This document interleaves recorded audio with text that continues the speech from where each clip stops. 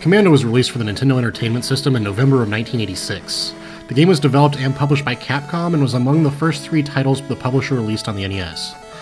Commando is a run-and-gun military shooter where you're a lone soldier that's dropped off by a helicopter into a war zone, and you have to take out hundreds of enemy troops.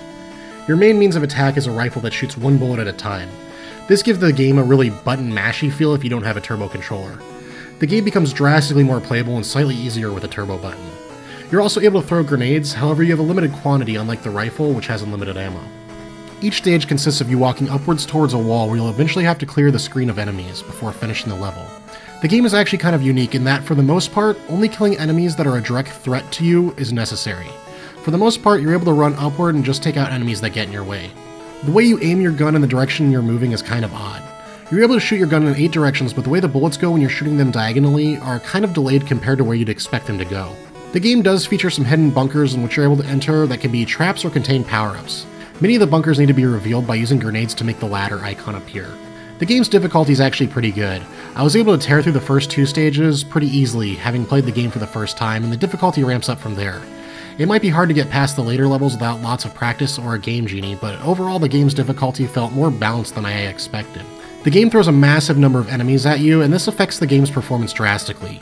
You'll constantly see enemies despawning in the middle of the screen and then appearing from nowhere, and the game also has horrible sprite flicker that can be seen almost constantly. The low performance of the game doesn't hinder the game's gameplay, however, the flickering sprites can be an eyesore. Graphically, the game isn't anything special. Everything's brown or dark green, and the game lacks any bold or bright colors. Commando's levels look super repetitive, as well as the game's sprites, which are also super repetitive. The game's soundtrack isn't what I'd call memorable. Many of the tracks feature this marching snare drum sound effect that gives this game this sort of upbeat military feel that suits the game.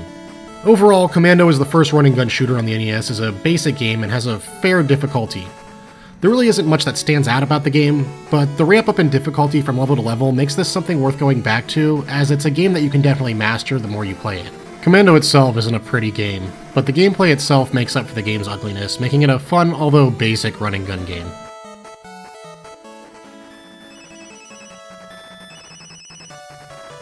NES Chronology is a Patreon-supported show, and would not be possible without the support of its patrons.